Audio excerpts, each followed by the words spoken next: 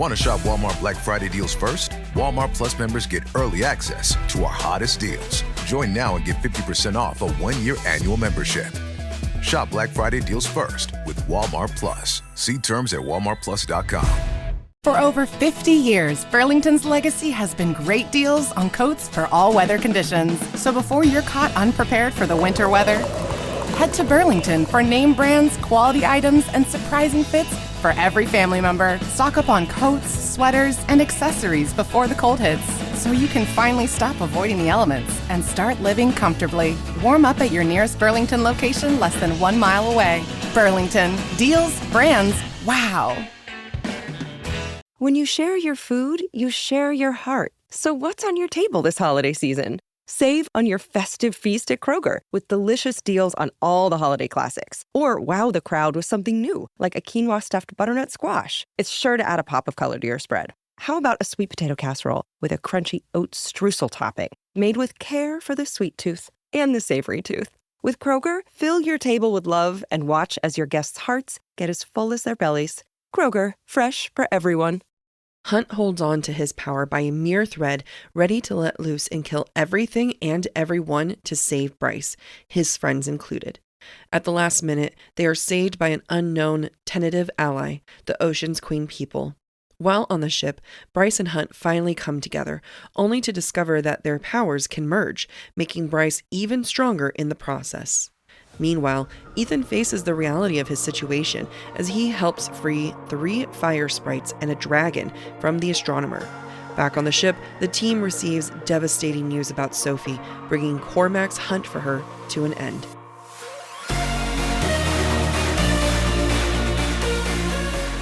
The views expressed by the hosts are entirely their own and in no way represent the thoughts or intentions of the original author. This podcast is a discussion, shared to spark thought and conversation on the characters and themes of this novel. The interpretations presented in this podcast are just a few of many possibilities. Listeners are encouraged to read along and share their own analysis of the text. Though the hosts speak mostly within the constraints of this book, series and extended universe spoilers may be discussed with or without warning. Explicit language, as well as themes of sex, violence, abuse, depression, self-harm, and death will recur throughout this podcast. Listener discretion is advised. If you are enjoying the podcast, check out our Patreon for more exclusive content.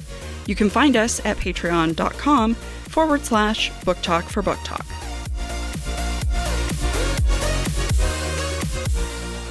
Welcome to Book Talk for Book Talk with Jac and Amy, a podcast where we deep dive into the writing of your favorite novels. This season, we're exploring Sarah J. Maas's second installment in the Crescent City series. This is Jac. And I'm Amy. This is part 1 of this week's episode where we're discussing chapters 44 through 47 in House of Sky and Breath. This week we ask ourselves, what do the stories of gods tell us about our heroes as they ascend into their power? Themes we see in this section include balance and let the past die. Kill it if you have to. I love it. You like that I put in a Star Wars quote? Yeah. I didn't realize that was a Star Wars quote. Yeah, Kylo says it to Rey in The Last Jedi. Nerd, but I love you. Yeah. Chapter 44 picks up with the Hind, Hammer, and Harpy after Bryce and co. We're starting to see Hunt really fall into a bad space, and this is the first time we've seen him absolutely ready to lose it. Rune will later compare it to when Hunt killed Sandriel, but, I think this is worse. I'm going to say that sex has made this more intense.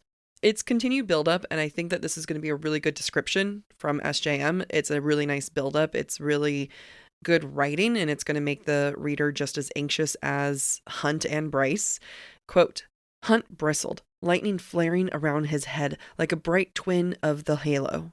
If you didn't notice by our question for the day, there's a lot of religious imagery coming on. Sure is. Especially like with Hunt and Halo, like Hunt is godlike. We're going to keep getting that godlike reference with him. And it's interesting the use of the bright twin of the black halo, right? It doesn't say black halo, it just says halo. But what we know it means is the black halo Hunt no longer has. This is its bright twin. So it's I did not know that that's what they were doing. I was like, this is confusing, but whatever. Yeah, because they usually call the thorns a halo of thorns. Yeah, but his was the crown. It was a black crown. Yeah, it was the black crown. But they also, the other thing they called it was a halo. Okay. So this is like a righteous version of that halo. We're going to keep seeing Hunt choosing Bryce. Like, none of this is new. Like, Hunt has continued to choose Bryce. But what we're not seeing is Bryce choosing Hunt as much. And we're actually seeing that here. And I wonder if, like, we just conveniently forget all the times she chooses Hunt. You know, because I think so much in the second, I mean, in this book, she lies to him a bunch. And in the third book, she's like gung-ho about saving the world. But, you know, she still has these moments. Quote, Bryce clenched Hunt's hand harder. Only a little guilt stabbed her that it was his and not Rune's that she grabbed. But if it came down to it, she'd get Hunt out first. And it's because we're starting to get more from Bryce's point of view. We kind of took a slight step away from her point of view. Yeah. And also a little bit of credit. I said Hunt's hand harder. Good job. As I was saying it, I was like, this is risky. I could mess it up at any moment now. I do like that you point out that Bryce chooses Hunt first. We're going to see a lot of that. And I do think, you know, it gets overshadowed in Flame and Shadow because Bryce is like, you got to be on my side. We got to save the world. And I think it's because if he really dug in his heels and said no. Do you think Bryce would? She would have had to question herself. Yeah. I think. I think she would have doubted herself for a moment. And that's why we haven't read Flame and Shadow to analyze it yet. So I don't know. There is a moment, though, where Therian says that he can protect everyone in the water. Let's get in the water. But, quote, Bryce shut out his voice. You know, she's trying to teleport. She's not having success. But in this moment, my feeling and how I read this is not only does she not really trust Therian to do a good job, it's more that she doesn't trust anyone else with Hunt's life. That she is the only one who has the resolve to keep Hunt safe. You know, unfortunately, she just doesn't have enough power at this moment to do the teleporting. Otherwise, they would have been gone in a blink of an eye. Fuck everyone else. Yeah, truly. Last episode, Hunt admired the sea and its beauty, and it was a nice moment before it all went to shit. And Bryce does the same thing. Quote, blinking at the brightness, this was such a beautiful place to die, with the turquoise sea and the white islands behind them. We're starting to see Bryce start to panic and lose a little hope. And, you know, I know part of this is probably her joking around a little bit, like, oh, such a lovely place to die. But we are seeing her really panic. You know, she can't get them out. She can't teleport. She cannot do anything. She's like, I can get really bright. Yeah. That's what I can do. Yeah. I actually saw this as really, really tragic. Like, it's beautiful, but it's also like, well, I'm trying to see the silver lining right now. And if I have to die, I guess this is a nice place to die. And that makes it really sad because she does have that moment where she's like, well, it's over. Like, this is it. This is it. And we haven't seen her. No. Even in the end of book 1, there's like a moment where she does lose hope. Yeah. But she picks herself back up. Yep. And I think it's not so much of her losing hope at this moment as her looking around being like, we're truly fucked. Yeah. Yeah. I also didn't realize, and maybe I just didn't remember, that it's set in daytime, which makes it seem scarier to me. Right, because there's no hiding. And Rune even says at one point when Hunt looks at him, he's like, yeah, I can't use shadows. Yeah. Like, we're in broad daylight, we're in the water's moving. Like, there's no options. It does make the moment feel high stakes. Multiple times, Bryce tells Therian to leave. He needs to get out of there. Quote, I have 2 quotes, actually. So, quote 1, she says to Therian, you can swim. Get the hell out of here. No way.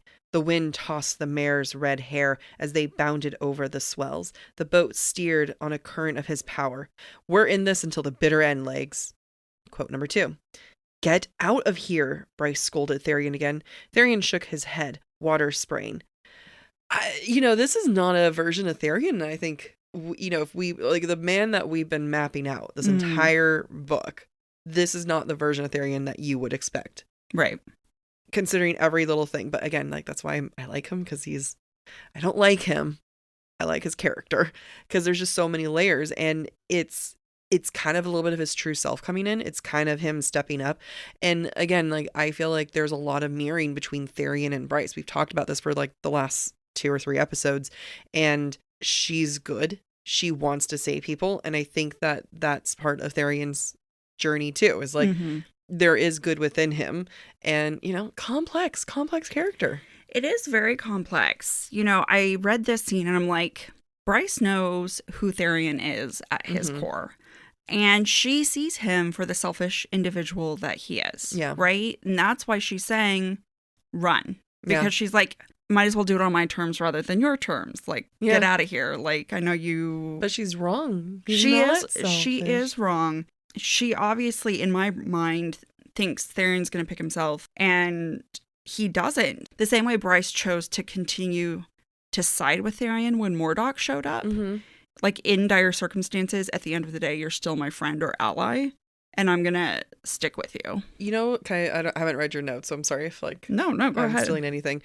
You know, it also kind of reminds me is, like, in this moment, Bryce isn't being as altruistic as Therian because she would leave everyone in a heartbeat. So in the past, Therian, like, sees Bryce and projects himself. I think this is Bryce projecting herself onto Therian because she would ditch all these people. I did not have that in my notes. Good to job. Save Hunt. Thank you. I agree. Well, we know she would ditch them. Yeah, absolutely. So even though what's going on right now is high stakes, I think it's important to take note of things that are going to matter later. So I want to slow down to point those out for us. While Bryce is trying to teleport, she can't summon any meaningful power except to blind folks. Quote, Bryce gritted her teeth, ordering her power to move them away. Now we know Starlight is her power and everything else is something she gained but can't really control and relies on others to help teach her, to help power her up. That's so important to see right now because it's going to juxtapose against the sex scene where she's going to teleport without even thinking about it. Yeah.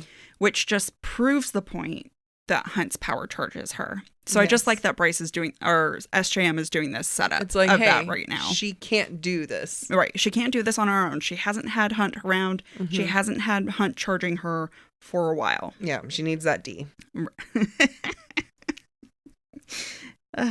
Yes. Bryce also grabs Hunt's hand despite the fact that he's got lightning swirling around him. Quote, lightning zapped into her fingers. There are going to be times where Bryce seems removed from Hunt, not necessarily touching Hunt. And there are other times where she does approach him, but you're not sure if she's hesitant or not. We have to notice the times where Bryce is clocking herself. The lightning is not hurting me. Yes. There is nothing to be afraid of when it comes to Hunt, because then it makes the scene on the, what is it called? In the biodome? Yeah, but what is the ship called? The Ocean Queen's ship. I don't know. I don't think they gave us a name. They did at the end of the chapter. I can't remember. What? I don't think it was the Faustus? No. Yeah, okay. Whatever. My book's right over there. And my phone's on top of it. It's not important enough. This is all important to inform the way Bryce acts. Yeah. Once they're on the Ocean Queen's ship. One last thing before I hand it back to Jack. There's a lot of references to food. And it's in relation to the team themselves because they are prey about to be captured. Rune thinks, quote, Sandriel's old Triari would know who they were and they'd be dead fucking meat. And then if Hunt uses his lightning while they're in the water, Rune knows, quote, we're deep fried. I just appreciate it. Is this calamari? Might as well be. Saying? Yeah. So things aren't looking good for the team, and that's reflected in how they're thinking of themselves. Yeah. Rune, my little calamari. Hunt steps into his power as well, and it's more than just his lightning. Quote, Athalar said to Bryce, the general incarnate, blind her when I give the signal. He ordered Therian, use one of those knives as soon as she's down. Hunt doesn't want to be a leader. Like, we keep seeing this from him. He's like, I'd pass, thank you.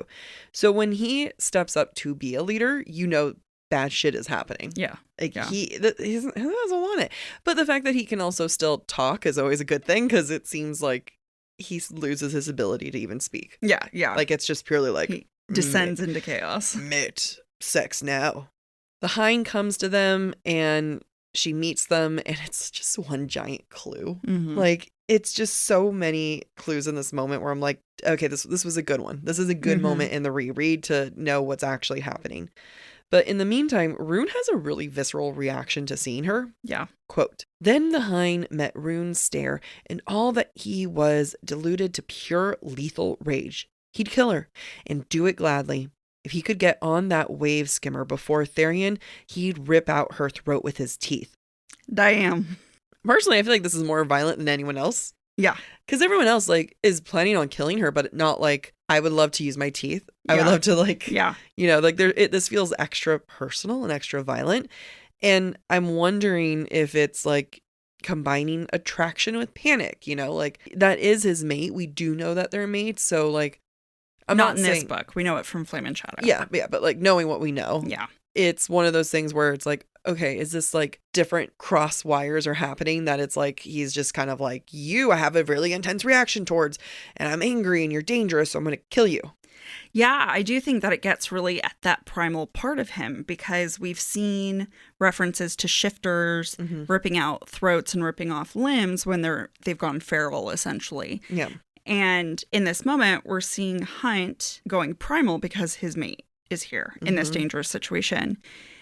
It totally would make sense for Rune to go primal because his mate is here in this dangerous situation, but he's getting his wires crossed because the one he's in danger from is his mate. Her. Yeah. So I do think that's part of it. I do think his attraction to her makes the anger even more heightened in this instance because that attraction is confusing when he knows that she's dangerous. He's like, I hate that you're so pretty. So I must rip out your throat and then put it in a shadow box and put it on my wall. Will rip your throat out after I put my lips on your neck and kiss and nibble a little bit. I have to say, though, Lydia is terrifying in this moment when you don't know what's going on. Even when you do know what's going on. They're all drenched in water. They're, trying to tread water, stay above the surface. And she's above them on a wave skimmer, looking down at them, riding side saddle. Such a move. Such a power move. Like, I forgot that she's like sitting side saddle and knees in her chin. Like she's like being girly. So casual. So casual. It also doesn't help that she looks great doing it. Oh, yeah. Quote, in her impeccable imperial uniform, black boots shining with water. Not one hair on her golden head lay out of place, and her face was the portrait of cruel calm. She's perfect and sitting above them on the water. It's just, I'd be scared too. I could drown at any second. Yeah, as someone who's recently driven a wave runner, I did think of this a lot. And you know what? I can tell you, I did not have the same grace. Lydia even calls the team out as her prey. Quote, "This is the fun part of my job, finding the rats who nibble away at the safety of our empire." I like this quote because I feel like it has double meaning. Okay. Like she puts on the persona of it's fun to find these people, but it's also, I'm actually here because I am looking for rebels to make sure that they're safe. That's funny. One other thought I had during this scene, and the reason why I think she addresses each of them one by one, is she's trying to figure out who Knight is. Yeah. She ends on Rune and Cormac, and she groups them together. And I think... she's still not sure which she's one. Not. She thinks it's one of them, based on things that Rune has said in the past, but not sure which of them it is. Quote, "Two Fae princes, crown princes, no less." And she doesn't say their names. They're only grouped as one. Yeah. And I think that's supposed to be a clue. I went and reread Lydia and Rune's meeting after the failed meeting attempt. And she is... And this is later in the book. So it's after the party. And she is like shocked that like, I saw you. I know who you are. So there's still... So whether she has her suspicions, because like at this point, there's a chance that she thinks that Rune died in the explosion. Right. And there's a chance that Knight isn't there. Even there. Yeah. Right. I would love to have her perspective. I want the whole series in her perspective. I do too. Yeah. One last thing before I give it back to Jack. Bryce and Hunt make quite the pair. And this is all from Rune's point of view, by the way. Quote, "Athalar's power glowed along the top of his wings, twining in his hair. Each breath seemed to summon more of it, keeping it well above the wave's reach. Bryce's light shimmered and built, rippling into the depths below." So you've got Athalar with his lightning above the water and Bryce with her light below the water. And it's just an interesting balance of their powers. I like that. I like that a lot. So maybe this next part should be in the breadcrumbs, but I feel like it's worth a discussion. Quote, "But the hind pulled out a small white stone, held it up. She smiled slightly at Cormac. I showed one of these to Sofie Renast before she died, you know.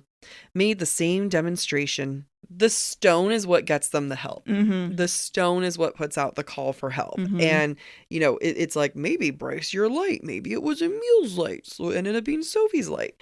And what's the one common thing that was at both locations? Yeah. That she's literally telling them. That's what I feel like. She's like, hey, Cormac, I showed this to Sofie. Hey, other rebel, I'm putting this in here. Yeah. And they talk about, like, we saw the light. And I think Rune sees the stone sparkle as it descends into the water. I don't know. It's like there's so many clues. Yeah.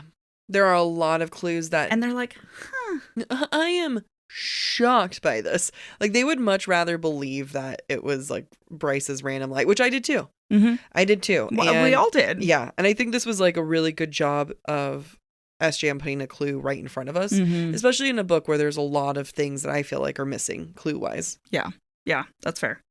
More moments of Hunt losing it. And it's also, the more Hunt loses it, the more godlike he becomes. Which, like, what a narrative on religion and gods, but okay. Quote, lightning wrapped around Hunt's head. Rune's heart stalled a beat as it lingered, like a crown, making Hunt an anointed primal god. Godlike, primal, like God, like, this is saying gods are not in control. Mm-hmm. Gods are not able to are not able to leash their wrath. They're at the will of their own anger. Mm-hmm. And the uses, right? Like the primal, the power, the rage, the vengeance. That is what SJM is choosing to define as godlike in this series right now. Yeah, which I think has been reinforced by the understanding of gods in her other series, right? So we're speaking from the perspective knowing that there's an extended universe. For those who haven't read Throne of Glass or Kingdom of Ash, we've got some spoilers. I recommend skipping ahead if you don't want to know about it. Look at the gods in Throne of Glass. Mm-hmm, they're very primal, vengeance, and Aelin has to banish them because they're assholes. And then we get references to, Amryn being an avenging angel serving a god who probably was the same way. Yep. It is fascinating to see how gods are portrayed as not necessarily righteous beings, but as having their own selfish agendas. It's been so long since Throne of Glass, and again, I was in such a... Was I even there? Was I even a person who was listening to it? Yeah. Because she kicked out the gods? What? Well, this whole sequence actually really makes me think of Aelin in Empire of Storms. You could say that Empire Strikes Back and I would know more. I am so far removed from those books. She's about to defeat an army on the ocean when that's the god Diana takes over her body and is like unleashes hell. Yeah. Forgot about that. Yeah. And that's when she gets captured. Yeah. Look at that. Good job. Woo. We are finally getting clues about Bryce being able to absorb Hunt's power, which is frustrating because we already got confirmation that she can absorb his power. Just me? Okay. Quote, but Bryce didn't balk from the knee-wobbling power surging around Athalar, like she saw all of him and welcomed it into her heart. What's over her scar? What's over her heart? The scar. And we know she can charge up through the scar, through the horn, like, you know. The scar for the star. The scar for the star. The star. Also played by Alexander Skarsgård. Oh my gosh. But she, like, these are the kind of clues that we should have gotten way earlier in the book. Because I feel like they experienced at the Bone Quarter, we already got confirmation that she can do this. Yeah. So I don't know why it's acting like it's like a, whoa. This is the first time Rune is seeing it. Yeah. Yeah. So All right. that's my only explanation for your frustration. Mm-hmm. Mm-hmm. But I understand. I think it's being repeated mostly because of what's going to happen during sex. Yes, absolutely. Right? And I agree that we as readers would have been better served for more references like this throughout the series. Mm-hmm. Unfortunately, we didn't get that. And Bryce hasn't been around Hunt for at least a week. So we haven't seen that either. They had time at the beginning. They did. I will say that even in Rune's mind, we're seeing Bryce and Hunt being set apart. Hunt was, quote, willing to slaughter anything in his path to save the female he loved. He'd fry every single one of them if it meant getting Bryce out alive.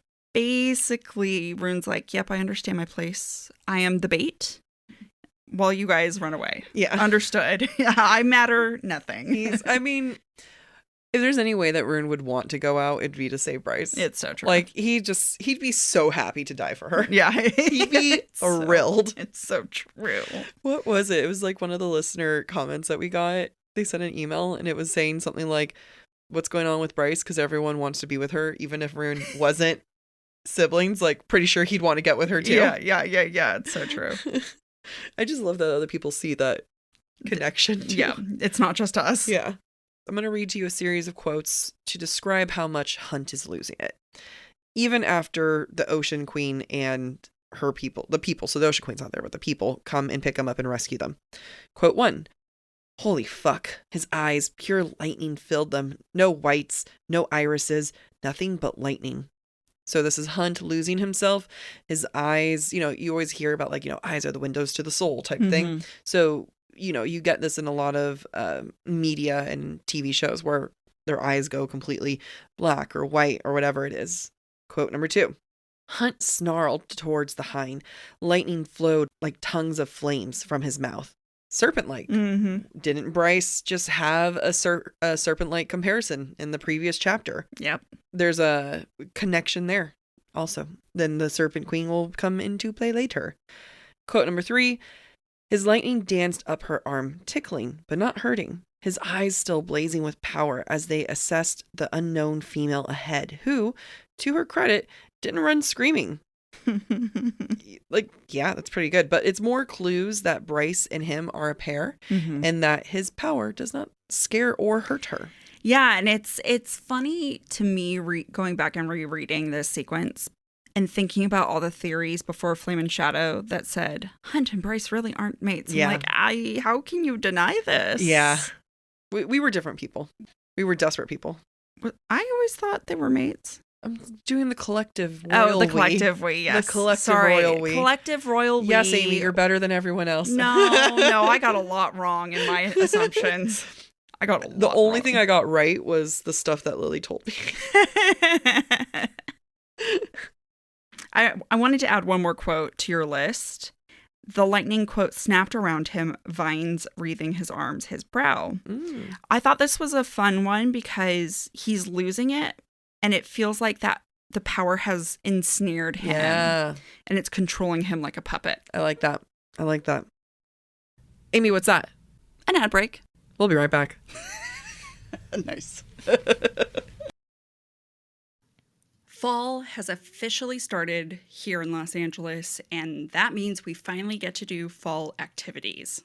I have been counting down the days for when I can go to pumpkin patches, maybe even hit up an apple orchard, and I get to do all of it looking super cute in my Quince boyfriend sweater.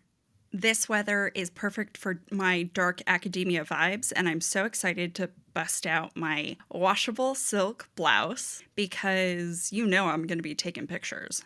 Quince is known for their Mongolian cashmere sweaters from $50. And that's not all. Quince has so many other amazing things on their website. All of those items are priced 50 to 80% less than similar brands. That includes leather jackets, cotton cardigans, soft denim. Like, my entire fall wardrobe is genuinely turning into Quince wardrobe.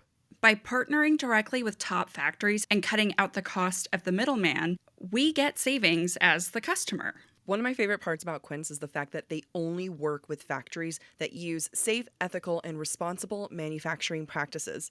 and they still manage to get premium fabrics and finishes for that, luxury feeling for every item that they have. Get cozy in Quince's high-quality wardrobe essentials.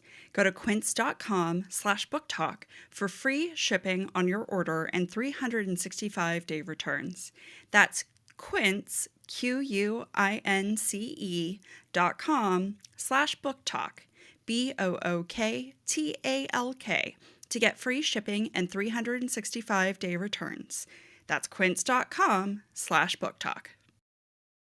For over 50 years, Burlington's legacy has been great deals on coats for all weather conditions. So before you're caught unprepared for the winter weather, head to Burlington for name brands, quality items, and surprising fits for every family member. Stock up on coats, sweaters, and accessories before the cold hits, so you can finally stop avoiding the elements and start living comfortably. Warm up at your nearest Burlington location less than 1 mile away. Burlington. Deals, brands, wow. This episode is brought to you by Allstate.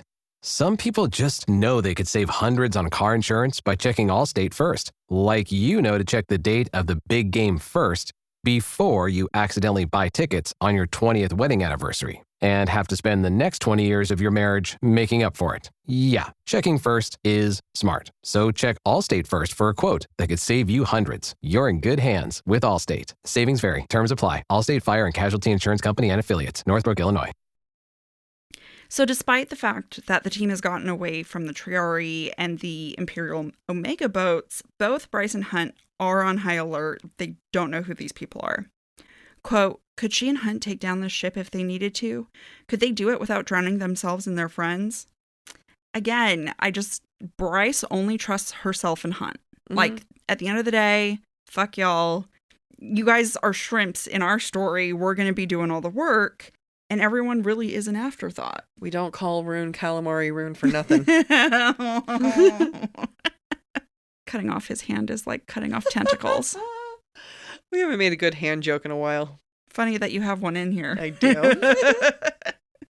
Rune then makes the connection in his head that Hunt and Bryce are true mates, and we ignored it. We, the collective, we ignored that.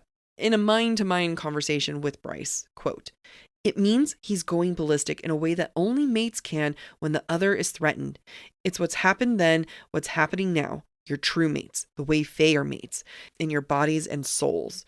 That's what was different about your scent the other day. Your scents have merged, as they do between Fae mates. She glared right back at her brother. So what? So find some way to calm him down. Athalar's your fucking problem now. I love it. I love it. That last part is funny, where it's like, you signed up for this. Yeah. It's, go take care of him. However, though, it is a good confirming moment. It is SJM saying, hey, stop speculating. Yeah, they are mates. They are, in fact, mates. But it's also like a clue as to, extended universe. Like, it's because they're both Fae. Like, this doesn't happen between angels and Fae. Well, because there are no such thing as just angels. Right. They're Fae. To get into the quote that I'm referencing, Rune says, quote, he's gone lethal in a Fae way. He's an angel.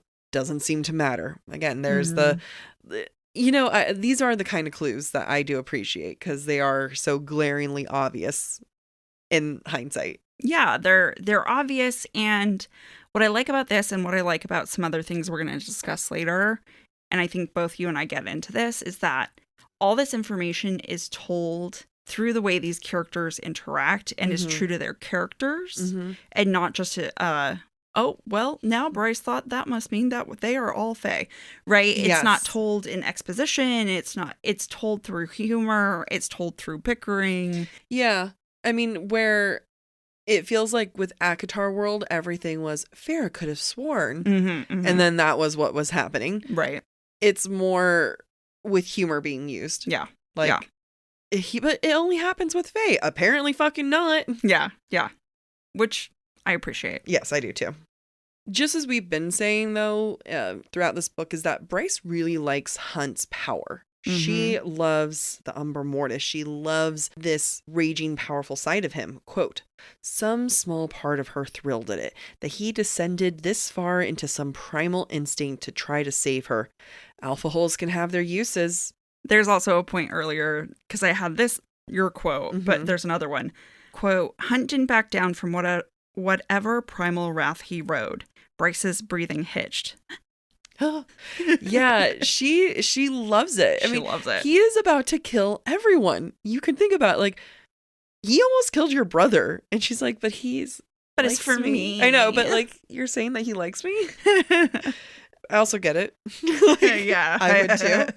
But I think it also shows that her true Fae side is showing. Because that's not that part of her that's like, ooh, yes, baby, want to kill everyone for me. Mm-hmm. That's the Fae side. That's that's my mate side of her. Yeah. Unfortunately, we are back with Ithan at the start of chapter 45. Ithan is with Mark, Declan, and Flynn. And Flynn. They are what makes chapter 45 bearable. And this is all post-theft. Now, I'm going to make this statement up front. And maybe we can find a solution to it. I don't know. I don't think I did. But I hate that they act that Ithan is some kind of hero for saving the sprites and the dragon when his intention was to make the astronomer angry. And he flat out says it, and we'll get into some of those quotes. But I personally feel like Ithan has continuously not showed any kind of care or respect for anyone who's not a wolf. And we talked about that in the last episode of like, he wasn't even interested in Sigrid until it was like, you're a wolf? And then he steps up. So that's my first one. My second issue is this SJM thinking that Ethan's done enough? Like, is this her missing the point entirely and her thinking like, oh no, the readers will be fine with this. This is truly enough. Or does SJM want us to feel as confused as I am feeling right now? That's an excellent question. I am going to come about it in a roundabout way. Okay. I like the presence of Mark because he's rational and he doesn't necessarily give in to Ethan's antics because he's like, well, you broke the fucking law. Yeah. Right? He's like, morally, you have no arguments for me, quote, but theft of slaves is a big fucking crime. Mm-hmm. So, yeah, they don't necessarily want other people to be enslaved. Not that Ithan even views the fire sprites as other people. Yeah. Right? I think what's happening right now, if we're not paying attention to Mark, we're going to lose sight of any moral questions because we're in Ethan's point of view. And because we're in Ethan's point of view, he's not going to dwell on the hard questions. Yeah. Right? And we as readers don't have a lot of space to dwell on those questions. Mm-hmm. I don't think Ithan has enough awareness to think critically about himself and his decisions or his actions. And so it's easy for him to move on from the morality of it. And for readers, it's just as easy for us to go on and be like, open the rings. Yeah. Open the rings. Open the rings. I'm curious that if in Crescent City 3, we see his journey making humanizing everyone. I'm wondering if one of the things that he gets better in CC3 is like him being like, wow, they're people too. You know what I mean? Yeah. Even though they're veneer and stuff we're veneer. using people, veneer, whatever. Yes. What? Yeah. We're using people for anything that is humanoid. And we're using veneer and veneer for the same things. When Ithan and everyone is talking about the wolf mystic, Sigrid, but she doesn't have her name at this point, so just wolf mystic, Mark says, quote, "It's admirable, but you waded knee deep into shit." "I know," Ithan said, "but it feels wrong to leave her there." "So you took fire sprites instead? You want to take a guess at how much they cost? What were you even thinking?" "I wasn't," Ithan muttered, swigging from his beer. "I was pissed." He literally just said this has nothing to do with the sprites. Yeah. He was mad. He was mad that the wolf mystic was there. He was mad that the astronomer had her. So it's like, I'm going to take this box with me. Yeah, I mean, it's childish. I can't do the thing I want, so let me do something else to make you mad. Yeah. Right? It just shows that he's not a good person. And again, this is where I deviate him and Therian, at the end of the day, Therian did want to save everyone. He wasn't, he was willing to be there with them to the bitter end. Yeah. Yeah. And so in that way, Therian might actually be more redeemable. Yeah. In my mind, I think Therian has a much clearer route of redemption. Mm-hmm. Much more interesting. Yeah. Ithan, SJM's going to do a lot of work. Yeah. A lot of work for me to believe it. Now, in the box, they see the rings, and there's 4 rings, and each ring has a sprite and then a dragon, but they don't know it's the dragon yet. Quote, "Soulless," Flynn swore. "That old fuck should be crucified for this." "All right," Mark muttered to Ithan. "I get why you took them." Ithan grunted his answered and peered at the 4 female figures inside the rings. He never met Lahaba face to face, as Bryce never let him into the library beneath the gallery, but he'd seen Bryce's photos. Get Lahaba out of your filthy mouth. How dare you? And again, like, no evidence up until this point has showed that he cares remotely about sprites, about anything other than wolves. No, I mean, Mark says, "Oh, I get why you took them." Ithan didn't even look in the box. No. Did he? I don't think he did. He looked over and he was like, "That's a box. I'll take it." Seems like a box I can take." Yeah. Yeah. So people are crediting him with empathy that he doesn't have. And that's what makes me think that's SJM trying to make it force feed us. I don't think so. You don't- This is Ethan's point of view. Oh, yeah. Okay. I think Ethan's point of view makes us Well, no, but the thing is the fact that Mark said, "I get why you took them." But that was an assumption on Mark's part. Okay. Mark's just too good of a person. He really is. He assumes the best in everyone. He does. All right. I'm on board now. The one thing I got out of this quote that you just read is that Bryce never let Ithan into the library. Yeah. Basically her sanctuary. Good. Only Lahaba and Danica and then Hunt and Rune were allowed down there. So despite being friends with him, despite him thinking they were best friends, it was literally surface level. Because they were at the surface, but also surface level. He's like, "Bitch, that was going to be my wife." Right. And she's just like, "No, you can stay up here. Yeah. I'm going to go downstairs." You don't get to go into the secret special library. Nope. Even Rune gets down there. Yeah. Eventually. Yep. After everyone else is dead. Sadly true. Another couple quick observations from me for this scene. When Flynn breaks the rings, they're broken into 3 parts because power of 3. The 3 break into 3. 3 to the power of 3. It's a lot of 3s. Quote, "The sprites were poking their fiery heads out like little chicks emerging from eggs." Versus, we have a humanoid dragon with red eyes, scales beneath her skin, blah, blah, blah. My thought was, she could eat them for breakfast. They're just little eggies. She probably will. She probably will. I think what's important, though, is that the sprites are coming across as demure and powerless. And we forget. Childlike also. We forget how powerful they are. And it's not going to be until Flame and Shadow we're like, oh, yeah, they are powerful, just like Lahaba was. Your ring value. Yeah. Oops. We diminish them because Ithan diminishes them.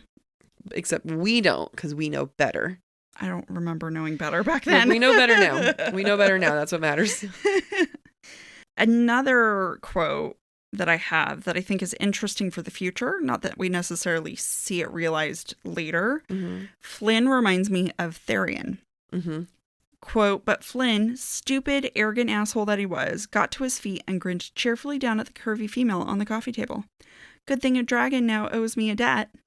It just makes me wonder if I really wanted Flynn and Ariadne to have a storyline in Flame and Shadow. I think they're going to, and I have a reason later. And I'm really excited for your reason later.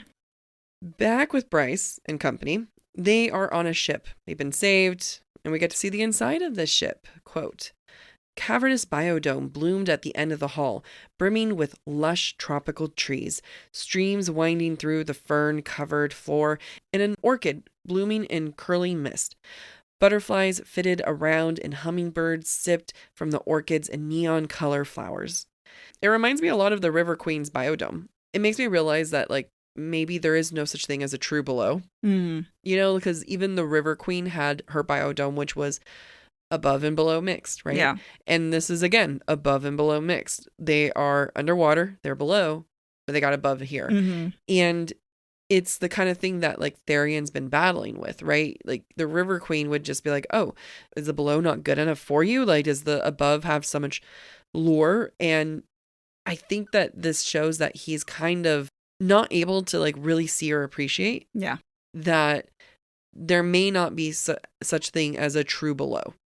There's always duality in there. I completely agree with you, and I'm going to touch on it a little bit later, but I really think that there is balance in the beneath that the above doesn't have, right? Because if he doesn't touch water, he loses his fins. Yep. But beneath, he can enjoy both water and biodomes. And so I think it's actually a really fascinating choice on SJM's part that she's chosen for the above to treat the beneath like trash. Yep. But actually, they have found true balance. Yeah. I mean, they really have, especially since, like, I mentioned later. No, I'm going to mention it now. Okay. The ship is basically another world where people don't have to worry. Like you said, like they found the true balance. They're away and apart from the Asteri. They are essentially completely removed from their rule. They get to live underneath. Quote, people continued walking past, a few glances to the enemy closing in, but not paying much mind. What the actual fuck? And this place reminds me a lot of Eden. I'm so glad Paradise. I'm so glad you brought that up because I think there are also a lot of Paradise, Eden references. Especially with like Hunt and Bryce later naked in the Garden of Eden type of thing. Yeah, absolutely. It is a world separate. The mayor's figured it out. Yeah. Riffing off of your Eden thoughts, I wanted to continue with that train.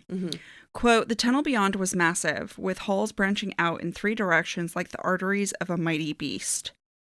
So we're in Eden, but it's also a mighty beast, which I think is supposed to clue us into the fact that this is the beating heart of the true rebellion. Yeah. Like this, the Ocean Queen and her people and what they're doing is true rebellion against the Asteri. Yeah. Unlike Ophion, which is an extreme. Quote, the Ocean Queen imbued her vessels with many gifts from the sea. This one has a squid's ability to blend into its surroundings. I thought this was really important because we're talking right now about the beneath, and especially this ship being equivalent to Eden. In Eden, the most powerful person bequeaths their power to their people. Like, she gives power to the ships where her people operate and live. Yeah. Are the Asteri giving over any of their power? No, they're taking power from their people. They're taking first light from their people in order to survive. Whereas here in the beneath, we're seeing the Ocean Queen do the opposite. Okay. She's giving her power to her people so that they can live. Yeah. And I thought that was an interesting... Because in Eden... Which is perfect. It's meant to, like, what is given by God is the perfection of where they're living. Yeah. Well, and she's created vessels that allow them, like, she's given her power over so that the ship can be like a squid and camouflage. Yeah. I'm sure there are other ships that look like sharks, or something else, or has whatever. So it's just not, it's what we're seeing, unlike Therion's view of the River Queen, and unlike what the rest of the crew knows about Asteri, we're seeing that there are rulers capable of doing morally good things for the benefit of people rather than constantly taking it away. There was a number that came up a couple times that I wanted to point out because you're a numerologist. I'm a numerologist. Yeah. It felt intentional. So the Ocean Queen has 6 city ships, and the team is put away in Barracks 6. The number 6 in numerology is considered the mother of all numbers. And I feel like that's just speaking to this idea that the Ocean Queen is very maternal. She's very giving in a way that we've not seen other rulers act. I feel like that's reinforced by the number 6. Well, the Ocean Queen is sisters with the River Queen. What makes us think they're different? Well, at this time, we don't know. We don't know a lot. Yeah. It's just funny. Yeah. It's just funny to me. Of course, the River Queen doesn't need this giant ship. She's in a river. Yeah. It doesn't fit. Yeah. Correct. Yeah. The Omega boat that's trailing after the Ocean Queen's ship is described, quote, like a wolf stepping from the shadows of a kelp forest. This immediately made me think of the Hind's dreadwolves. Mm-hmm. So again, reinforcing the image that Bryce, Hunt, Rune, and co. are prey. The Omega boat is named Faustus. Yeah, I saw that and I was like, I don't want to do that. I'm very excited to do it because I recognized the name Faustus and I'm like, okay, why did I recognize this name? First, let's talk about the fact that it's drowned 16 rebel ships. In numerology, 16 is equated to 7 because 1 + 6 is 7. Mm-hmm. And it means there's a terrifying life lesson to follow and you need to transcend. Interesting that we're about to have a sex scene. Where they transcend. Now, the name Faustus, literally in Latin, means fortunate or lucky. It's ironic because in literature, the character of Faustus is a scholar who sold his soul for the knowledge of the entire world. Yeah. And he's repeatedly comes up, especially in European storytelling. Mm-hmm. So what Faustus is known for is what we call the Faustian bargain, which is when someone gives up something extremely morally or spiritually important or of worth for worldly gain. So you sell your soul to the devil for extra money. Like, no, you don't want to sell your soul for that. You don't know what happens after you die. Yeah, sell it for something better. Which... Or don't. These sorts of bargains typically end tragically or are self-defeating. And I thought about, like, okay, why Faustus in this situation? Who made the bargain? And to me, this reflects on the Fae, who 15,000 years ago chose to follow the Astarian to this world, believing their lies that this is a great world, come join us. And instead, they were harvested. Yeah. No, absolutely. Very true. I like it. Thanks. I was just thinking about the Brendan Fraser movie. Oh, Bedazzled? Yeah. Is it Bedazzled? Or, I think so, yeah. I called it Bedazzled in my head. With Elizabeth Hurley? Yeah. And he sells his soul. Yeah. But at the end, we learn you can't sell your soul. God had it the whole time. I love that movie. It's a great movie. It's a really great movie. And it is very Faustian bargain. Yeah. Throughout the conversation with Sendez, Bryce is quiet and sticks to Hunt. Quote, through it all, Bryce kept back with Athalar. Lightning still skimmed over his wings, sparked at his fingertips. Calm down, Rune said into Athalar's mind. Thunderstorms boomed in answer. All right, then. I just love this narrative. It's so fun to be in Rune's point of view, and I honestly feel like we could have given up Ithan for this. I would gladly give up Ithan a million times for more Rune point of view. What's important here is that Bryce is not afraid of Hunt, despite the state that he's in. She's trying to coax him down. Hunt just can't be calmed down. So what does that mean? He has to go to his other lover, Bryce, and not Rune. Because? To calm down. Sex. Yeah, because he can't sleep with Rune. I mean, he could, but he could. I don't think Rune could take the power the way that Bryce does. Rune is not a power bottom. No, he's not. The fact that we're in Rune's point of view and all this, and we're in Rune's point of view, and then Bryce was like, "Hey, I'm gonna go help out Hunt. Excuse me," and Sendez is like, "You can have the whole ass biodome." Quote, Sendez pulled out a radio from her pocket. Clear the biodome and seal off its doors. Rune started. What? And Sendez says, I think she and the angel should have a little privacy, don't you? Poor Rune. Like, he just knows his sister's about to get plowed.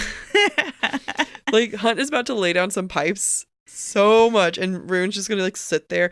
And, like, at one point, Bryce says, like, she screamed her, pleasure into the miles to the, like, above the sea. And I could just imagine, like, Rune just trying to, like, not think about, like, what's happening. And he just hears, like, oh, in the background. That's imitation of Hunt, not Bryce. Nice.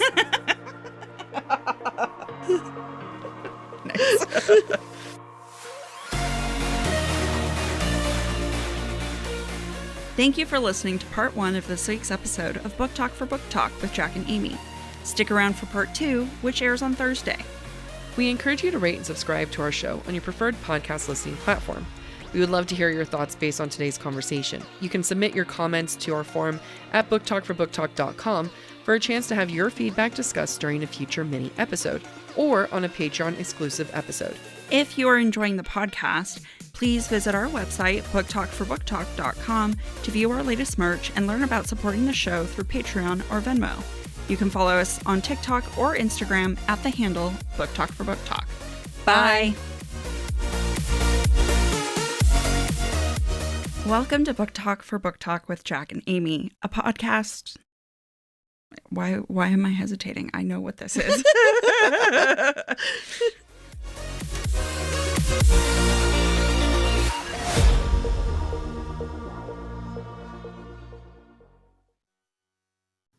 Fall has officially started here in Los Angeles, and that means we finally get to do fall activities. I have been counting down the days for when I can go to pumpkin patches, maybe even hit up an apple orchard, and I get to do all of it looking super cute in my Quince boyfriend sweater.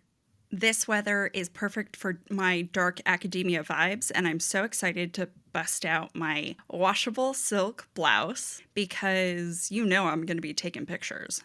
Quince is known for their Mongolian cashmere sweaters from $50. And that's not all. Quince has so many other amazing things on their website. All of those items are priced 50 to 80% less than similar brands. That includes leather jackets, cotton cardigans, soft denim. Like my entire fall wardrobe is genuinely turning into Quince wardrobe. By partnering directly with top factories and cutting out the cost of the middleman, we get savings as the customer. One of my favorite parts about Quince is the fact that they only work with factories that use safe, ethical, and responsible manufacturing practices. And they still manage to get premium fabrics and finishes for that, luxury feeling for every item that they have. Get cozy in Quince's high-quality wardrobe essentials. Go to quince.com/booktalk for free shipping on your order and 365-day returns. That's Quince, QUINCE.com/booktalk, BOOKTALK, to get free shipping and 365-day returns. That's quince.com/booktalk.